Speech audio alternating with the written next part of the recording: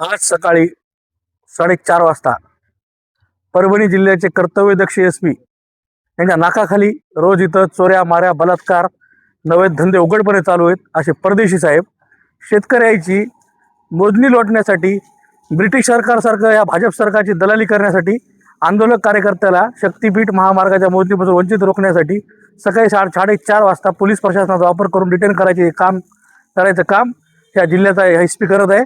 आणि शक्तीपीठ महामार्गाचा एजंट म्हणून या जिल्ह्याचा कलेक्टर इथं आणून बसवलाय संजय सिंग चौहान ह्यानं दलाली करायचं काम बंद करावं।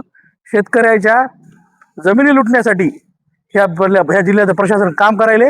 ह्या जिल्ह्याचा एसपी या जिल्ह्याचा कलेक्टर हा शक्तीपीठाचा दलाल म्हणून या ठिकाणी बसलेला असा माझा ठाम आरोप आहे। आणि अशा कितीही प्रकारच्या तुम्ही कारवाया करून आम्हाला दडपायचा प्रयत्न करा, आम्ही दडपणार नाहीत। आमचे पूर्वज इंग्रजासोबत लढलेले आहेत, तुम्ही तर इंग्रजाच्या अवलादी भाजपचं सरकार म्हणजे देवेंद्र फडणवीसचं सरकार हे इंग्रजापेक्षा बेकार वागायले हे यावरून दिसून यायले। अशा किती कारवायला आम्ही दमणार नाहीत। तुम दम है कितना दमन में तेरे देख लिया है देख भी लेंगे।